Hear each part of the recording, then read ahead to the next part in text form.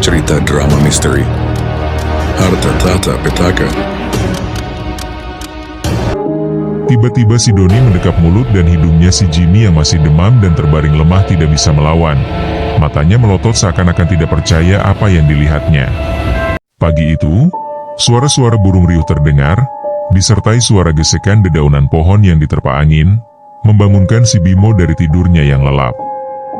Sementara itu kedua temannya terlihat masih belum bangun. Si Bimo kemudian melihat si Jimmy yang tidur tengkurap terlihat lelap tidak bergerak. Dia beranggapan bahwa si Jimmy keadaannya telah membaik. Si Bimo tidak membangunkan keduanya. Dia kemudian keluar mempersiapkan logistik untuk dimasak. Selama proses memasak, tiba-tiba si Doni keluar, kemudian dia nyamperin si Bimo. Lagi ngapain, Bim? Lu udah bangun, Don? Bikin kaget aja. Nih gue lagi masak nyiapin buat sarapan. Sebelum kita pulang kita isi dulu perut. Si Jimmy masih belum bangun, Don? Si Bimo yang masih sibuk dengan aktivitas memasaknya, dibuat kaget dengan kedatangan si Doni. Belum, Bim. Ya udah gua cari kayu bakar dulu kalau begitu. Jawab si Doni singkat, yang kemudian si Doni pergi mencari kayu bakar. Singkat cerita, si Bimo yang sudah beres memasaknya, kemudian mencoba membangunkan si Jimmy. Jim, bangun Jim. Sudah siang nih. Ayo kita makan dulu. Si Jimmy yang tidak bergerak ketika dibangunin, membuat si Bimo panik. Kemudian dia mencoba membalikkan tubuh si Jimmy. Alangkah kagetnya si Bimo, ketika melihat wajah si Jimmy yang pucat pasi, dan ketika diperiksa sudah tidak bernyawa. Si Bimo nampak syok tidak menyangka si Jimmy akan meninggal secepat itu. Tidak terasa air mata mengalir membasahi wajahnya, si Bimo terduduk lesu melihat si Jimmy yang terkapar tidak bernyawa. Penyesalan pun datang. Seandainya waktu bisa diputar, dia lebih memilih untuk tidak datang ke tempat ini ketimbang harus kehilangan nyawa teman baiknya. Tidak lama si Doni pun datang. Ketika dia melihat keadaan si Bimo yang tertunduk lesu, serta air mata yang terus mengalir membasahi tanah, kemudian dia pura-pura bertanya. Padahal dia sudah mengetahui keadaannya. Ada apa, Bim? Kenapa kamu menangis? Apa yang sebenarnya terjadi? Jimmy, sudah tiada, Don. Sahut si Bimo sambil menoleh, kemudian menundukkan kembali wajahnya. Si Doni dengan kepura-puraannya membuang kayu bakarnya, kemudian berlari menghampiri si Jimmy yang sudah terkapar. Dengan aktingnya dia pura-pura menangisi kematiannya. Suasana seketika hening dalam waktu cukup lama, kemudian si Doni memulai pembicaraan. Bim, sebaiknya kita melanjutkan kembali ekspedisi ini, agar perjalanan kita menjadi tidak sia-sia. Bila ini berhasil, ada kompensasi buat keluarga si Jimmy di rumah. Si Bimo tidak langsung merespon, hanya saja dia tidak menyangka si Doni akan berkata seperti itu. Dia masih berambisi tentang harta karun itu, dan tidak ada sedikit pun memikirkan jasad temannya sendiri. Itu yang membuat si Bimo kecewa dengan si Doni.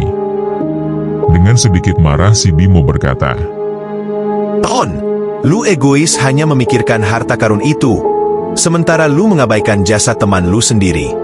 Bukan begitu, Bim. Si Jimmy kita kuburin aja di sini. Soal keluarganya biar gua yang ngomong. Jawab si Doni dengan entengnya. Lu bener-bener tega ya, Don. Lu aja yang pergi. Biar gua yang bawa pulang jasadnya si Jimmy. Nih petanya. Sambil membanting petanya di hadapan si Doni. Si Bimo pun berdiri dan mulai siap-siap berkemas, dan membawa jasadnya si Jimmy. Si Doni pun berpikir, peta itu tidak akan berguna di tangannya, karena hanya si Bimolah yang bisa membaca peta harta karun itu, ditambah ketika dia pulang, tidak ada perahu untuk dia menyeberang karena dipakai si Bimo. Timbullah niat jahat di hatinya. Ketika si Bimo sedang siap-siap berkemas, si Bimo merasakan ada sesuatu yang keras dan terasa dingin, menempel di belakang kepalanya. Ketika dia menoleh, ternyata si Doni yang sedang menodongkan pistol ke arahnya. Apa yang lu lakukan, Don? Lepaskan pistolnya. Lu jangan main-main. Dengan menahan amarah, serta wajah yang dingin dan suara yang dalam, si Bimo menanyakan maksudnya. Hentikan apa yang kamu lakukan, Bim. Bawa petanya, ikut denganku sekarang juga. Si Bimo tidak menghentikan aktivitasnya. Dia mencoba menyadarkan Sidoni yang bersikap tidak seperti biasanya. Ketika dia siap-siap pulang membawa jenazahnya si Jimmy, terdengar letusan tembakan Sidoni ke arah mayat si Jimmy. Si Bimo langsung terdiam dan menghentikan aktivitasnya. Hentikan, dan diam, jangan banyak bicara. Bawa petanya dan ikut denganku sebelum peluru ini menembus kepalamu, karena gua tidak akan segan-segan membunuhmu. Dengan nada mengancam, Sidoni kemudian mengarahkan pistol itu ke keningnya si Bimo.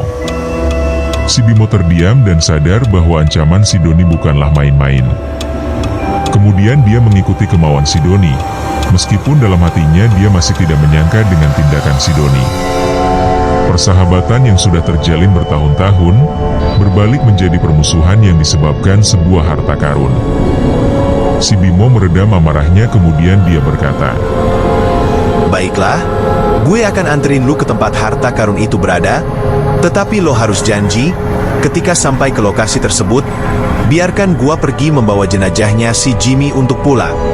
Baiklah, gua berjanji, sahut Sidoni. Kemudian mereka berdua pun pergi setelah mempersiapkan segala sesuatunya. Si Bimo berjalan di depan, sementara Sidoni di belakang mengawasi sambil menodongkan senjatanya. Sepanjang perjalanan, mereka tidak bicara sedikit pun, dan Sidoni membuat tanda di setiap titik yang dirasa membingungkan baginya. Setelah berjalan cukup lama, akhirnya mereka sampai di mulut gua, dan si Bimo pun berkata, Don, di sini lokasinya, lu tinggal masuk saja. Karena harta karunnya ada di dalam gua. Karena gua sudah nganterin lu sampai lokasi, sesuai perjanjian, gua akan pulang sekarang juga. Kemudian si Bimo berbalik untuk pulang. Tiba-tiba ada bunyi ledakan sangat keras, ternyata suara itu bersumber dari senjata yang dipegang Sidoni, yang menembakkannya ke punggungnya si Bimo. Seketika itu si Bimo tersungkur jatuh memuntahkan darah, tetapi keadaannya masih hidup. Dia mencoba untuk berdiri, tetapi tubuhnya tertahan oleh kakinya Sidoni yang menginjak punggungnya. Sidoni pun berkata, sebelum ajal menjemputmu, ada satu fakta yang harus lu ketahui. Sebenarnya matinya si Jimmy, gualah yang membunuhnya, Bim. Mendengar hal itu, amarah si Bimo memuncak. Dengan sisa tenaga yang dia miliki, kemudian berdiri sambil berteriak mengeluarkan kata-kata kasar. Sidoni pun terdorong dan jatuh terpelanting ke belakang. Senjatanya pun terlepas dari genggaman tangannya. Melihat Sidoni terjatuh, si Bimo mengambil batu besar yang ada di sampingnya, kemudian menghampiri Sidoni sambil mengangkat batu besar itu. Ketika dia hendak menimpakan batu itu, peluru sudah bersarang terlebih dahulu tepat mengenai dahinya. Seketika itu si Bimo langsung ambruk dan meninggal di tempat. Tanpa adanya rasa penyesalan, Sidoni masuk ke dalam gua. Dia berjalan masuk menyusuri gua tersebut. Dan tidak berselang lama, samar-samar terlihat gundukan benda yang berkilauan. Dia pun berjalan mendekatinya. Semakin dekat, wajahnya mulai nampak sumringah. Akhirnya harta karun yang berupa gundukan perhiasan emas, permata dan sejenisnya tepat ada di hadapannya. Kemudian dia tertawa lepas sambil menghambur-hamburkan perhiasan itu. Tetapi yang tidak dia ketahui, di balik harta yang melimpah itu, ada ancaman yang selalu mengawasi gerak-geriknya. Suara mendesis terdengar menggema di dalam gua. Seketika itu udara di dalam gua menjadi lebih dingin. Sidoni yang mendengarnya, nampak terlihat panik dan kebingungan dengan suara tersebut. Sumber suara itu semakin mendekat, Sidoni pun menjadi waspada. Kemudian Sidoni mengeluarkan senjatanya. Mata dan telinganya selalu mengawasi mengantisipasi hal buruk yang akan terjadi. Tiba-tiba keadaan menjadi sunyi. Suara mendesis tidak terdengar lagi. Tetapi Sidoni tidak menurunkan kewaspadaannya. Keadaan itu berlangsung cukup lama. Tiba-tiba, suara mendesis terdengar lagi. Kali ini suaranya sangat keras dan sumber suara itu tepat berada di belakangnya. Sidoni pun berbalik dan alangkah kagetnya dia ketika melihat seekor ular yang sangat besar sudah berada di depannya. Sidoni pun mundur ke belakang sambil menembakkan senjatanya ke arah ular tersebut. Beberapa peluru melesat ke arah siluman ular, Tetapi gerakannya yang lincah, siluman ular tersebut dengan mudah menghindarinya. Kemudian siluman ular balik menyerang si Doni. Dengan cepat siluman ular mulai melilit tubuh si Doni yang hanya menyisakan seperempat tubuhnya. Bunyi yang renyah terdengar beberapa kali, yaitu bunyi tulang tubuhnya yang remuk. Cairan darah keluar dari setiap lubang tubuhnya, matanya melotot penuh kengerian, menggambarkan sebuah kematian yang begitu tragis dan menyakitkan. Kemudian siluman ular melumat tubuhnya, dan kembali lagi ke tempat persembunyiannya. Harta telah membutakan hatinya. Harta telah merenggut kedua teman sejatinya. Harta telah membuatnya menjadi manusia yang kehilangan akal sehatnya, dan harta jugalah yang telah menghantarkan ke gerbang kematiannya.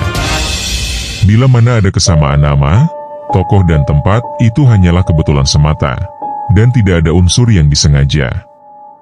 Jangan lupa untuk like, share, komen dan juga centang lonceng notifikasinya, agar sahabat Jawara tidak ketinggalan cerita terbaru kami. Terima kasih sudah menonton, dan sampai jumpa.